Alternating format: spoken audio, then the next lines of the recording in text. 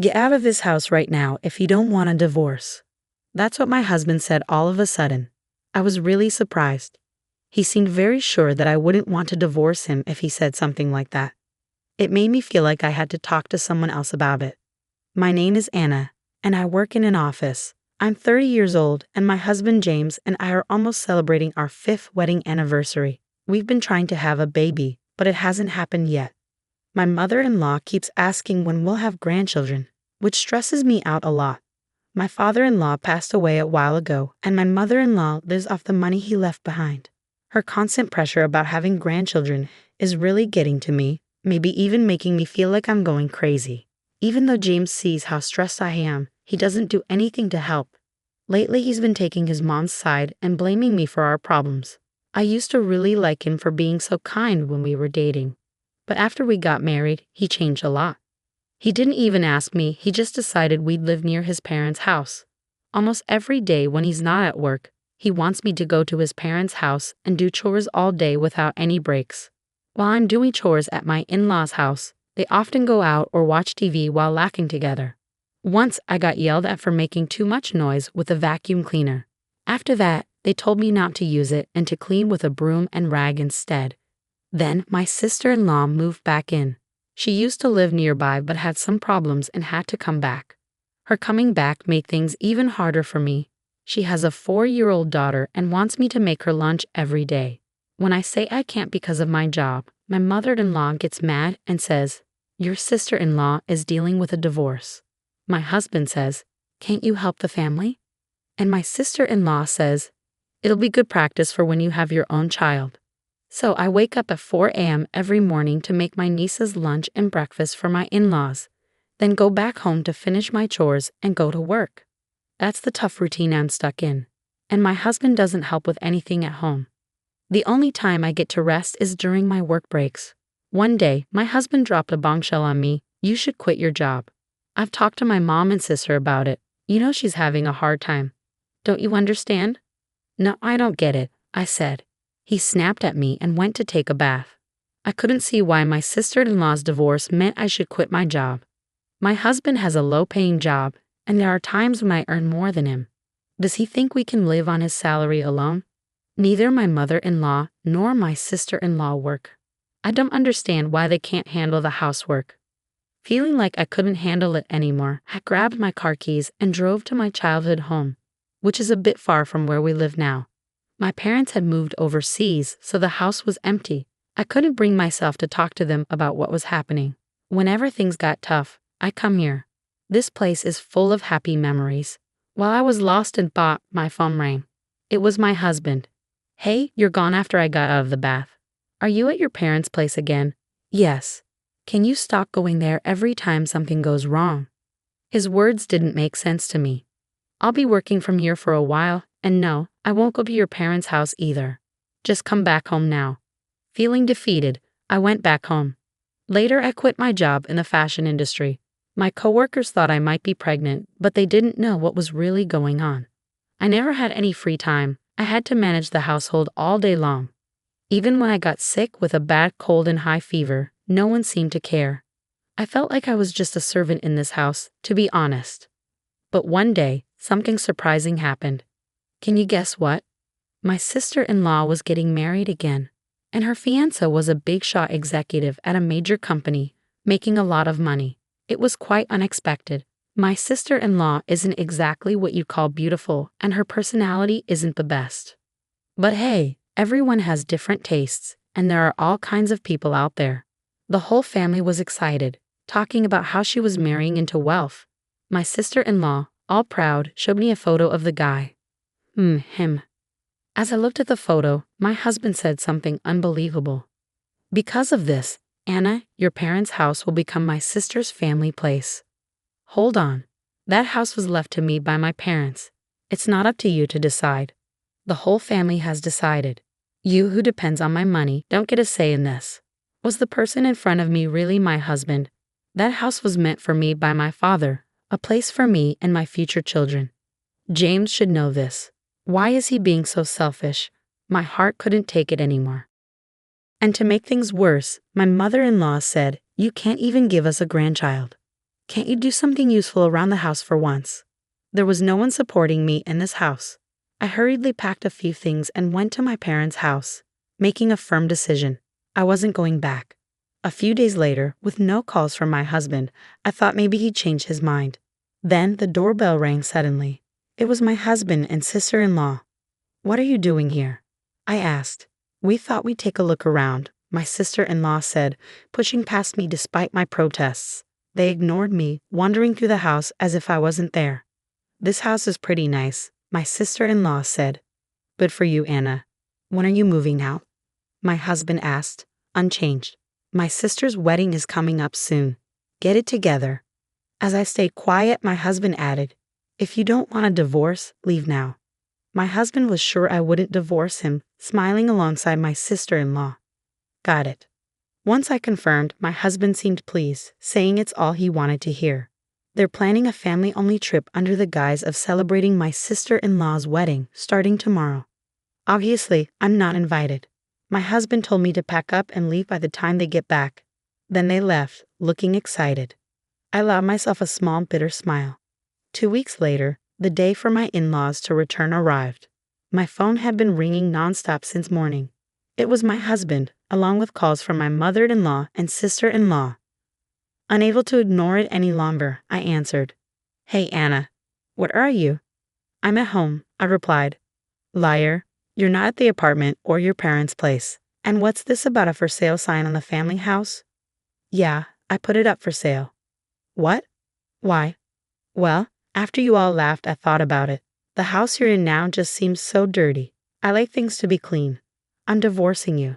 "Don't mess with me," my husband yelled. That was going to be my line. "Let's talk to our lawyers from now on," I said firmly and hung up on him while he was still yelling. On the day my husband and sister-in-law returned, I had already contacted a friend of my father's who runs a real estate company. I didn't know much about selling houses, but he kindly guided me, and we made a pretty good deal. By the way, the apartment we were living in was in my name, since my husband couldn't pass the screening process. Since I had no intention of staying there anymore, I canceled the lease while they were away and sent all of my husband's belongings to his parents' house, with them paying for delivery. Even after that, I kept getting calls from my in-laws, which I completely ignored. I recorded all the awful messages they left on my voicemail. According to my lawyer, my husband was hesitant about the divorce, even though he'd said he wanted it. It seemed he didn't want to lose his maid. I thought it would be a tough fight, but then suddenly, my husband agreed to the divorce. My lawyer told me they all showed up at his office, saying they wanted to divorce me and to do it quickly. My husband had been unsure about the divorce, but my mother-in-law convinced him that since my sister-in-law's new husband was rich, they could hire a new housekeeper with money and replace me with a younger wife. Hearing this, my husband agreed to the divorce. They also offered a small settlement if I agreed not to bother them anymore. I thought that was supposed to be my line, but I decided to accept their offer. Soon after, my sister-in-law got remarried. Life was quiet for a while after that. Taking care of myself turned out to be much easier than I expected. I wish I'd divorced sooner. Well, I'm finally free. Time to enjoy my new life. Just as I was starting to settle into my new life, out of nowhere, my in-laws showed up at my doorstep. The moment I opened the door, they barged in, and my ex-husband demanded, "We need to talk. Sit down." Feeling bewildered, I reluctantly took a seat. Then he said, "Come back home. We forgive you." I couldn't believe what I was hearing, so I replied, "Excuse me?" I wanted them to leave right away, so I joked, "How are you talking about your sister's husband? Has he vanished?" Their eyes widened as if to say, "How do you know about that?" And they stared at me. "What do you know?" my ex-husband asked. "Something. After we got married, he suddenly disappeared. We can't reach him," the mother-in-law added, sounding excited. "And to make things worse, he ran off with her family's money." "Was this your doing? You've brought us such bad luck, daughter-in-law." She looked like she was about to attack me. Tired of their accusations, I decided to reveal a truth to them. "Wow, I didn't know your sister liked hamburgers so much." "What? Why are you suddenly talking about hamburgers? Don't you know? Your sister's husband isn't some executive at a big company. He's just a part-time worker at a hamburger joint." Hearing this, my sister-in-law froze, speechless. I continued, Back when I was single, my friend and I used to visit different burger places. There was one where a guy always messed up orders and got yelled at. Turns out, it was your sister's husband. When I started dating my husband, he said no more burgers, so I stopped going. I recognized him from a photo your sister showed me, but I didn't want to interfere. When I showed her the burger joint's website for proof, she looked at her husband's picture there. By the way, I visited the shop recently, but he wasn't there anymore. He probably left town. That sounds like marriage fraud, doesn't it? That's what they call it. I'm sorry for your loss, the previously silent mother-in-law said. You knew and you didn't tell us. We took care of you, who couldn't even have children for years. You owe us, she continued. Fed up with her unreasonable accusations, I decided to reveal another truth I've been keeping. Firstly, I'm not the reason we couldn't have kids. Maybe my ex-husband can fill you in on that. The mother-in-law looked at her son in shock, and he guiltily avoided eye contact. When we couldn't conceive after marriage, at the mother-in-law's insistence, we got tested. Turns out, there was nothing wrong with me, but my husband had a very low sperm count. The doctor said he was the reason we couldn't have kids. When the mother-in-law asked about the test results, my husband instantly lied, saying I was the problem. I was furious, but they just kept saying things like, "You have to support your husband," refusing to face the truth. My ex-husband teamed up with my mother-in-law, blaming me for everything. Eventually he admitted, "Okay, I was wrong. When the house sells, we'll get a good amount of money, right? Let's all live happily as a family again," my ex-husband said. "Well, we've been through a lot, but let's get along from now on," my mother-in-law added. By the end of the day, I realized they probably came here today with the intention of getting their hands on my money. What a disgusting bunch. There's no way I'm getting back together with you, and I don't consider any of you family. Upon hearing this, my ex-husband snapped back. Feeling a bit too confident now, huh? I know you don't have much savings, even if you sell the house. How do you plan to survive? It seems he had snooped into my bank account during my single days, and now he had this smug look on his face, as if to say, "Now that you know, do as you're told." To mock my situation, the three of them were smirking at me, so I decided to tell them a little truth. Sure, I don't have much money saved up. I told you so. But actually, I've put my money into stocks enough to live without a job for a few years, at least. They looked surprised when they heard this. Ever since I was young, my dad was into stocks and making smart investments. I learned from him and made some good investments myself. The money that helped my parents move overseas came from those successful investments. I never told my greedy ex-family about this. Seeing their disappointed faces, I told them they could leave. But then I remembered something from our divorce agreement. If we meet without a good reason, one of us has to pay a penalty. I threatened to call the police if they didn't leave. That scared them off, and they hurried away.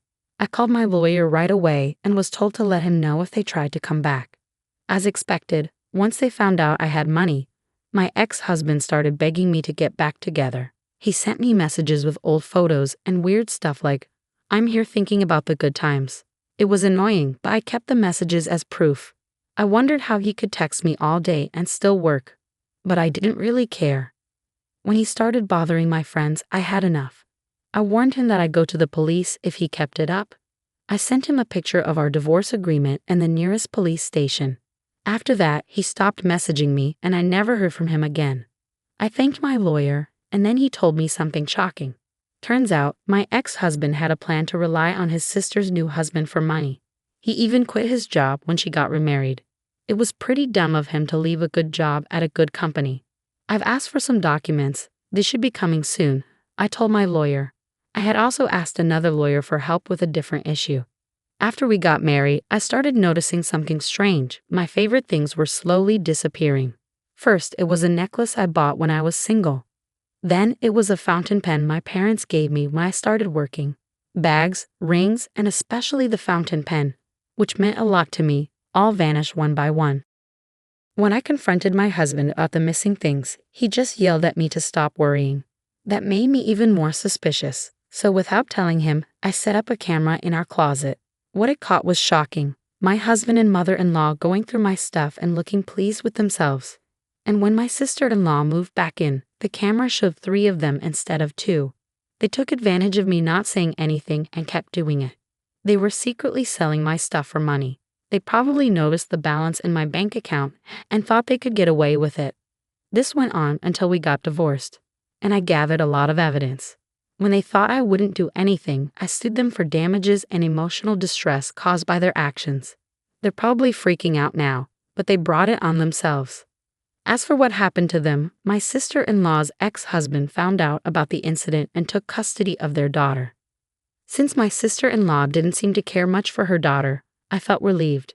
Recently, I saw the daughter and her ex-husband happily shopping together, holding hands. She had a genuine smile, something I rarely saw when she was with my in-laws. The three of them, who wanted to live comfortably, tried to get welfare, but they were denied because they were healthy and didn't qualify. My husband, too proud to find another job, ended up begging his old workplace for his job back. But they were glad he had quit and called the police when he wouldn't leave. Now he has to take day labor jobs to make ends meet. My mother-in-law and sister-in-law had to pay me compensation, so they both started working part-time at a nearby supermarket. But since they weren't used to working, they struggled with their new jobs. Interestingly, ever since they started working there, the supermarket's sales have dropped significantly. They've earned themselves a nickname, the plague-bringing mother and daughter. By the way, the hidden camera from my marriage is still around. Turns out, they were renting the house they lived in, not owning it like I thought. When they couldn't afford the rent, they moved to a rundown apartment that's known for being pretty bad. They're barely making ends meet, and it seems like they're always arguing. The other day, the police had to come because their fights were so loud. As for me, thanks to their help, I sold the house and used the money to start a new clothing company with a colleague from my old job. Lately, we've been getting more customers and even getting featured in magazines and on TV. Being able to do the work I love again is the best thing ever. Oh, and there's more good news. I met a man through work, and we're getting married. His family is really nice to me, and they've treated me like one of their own. Plus, we're expecting a baby, and I can't wait to be a mom. Right now, I'm the happiest I've ever been in my life.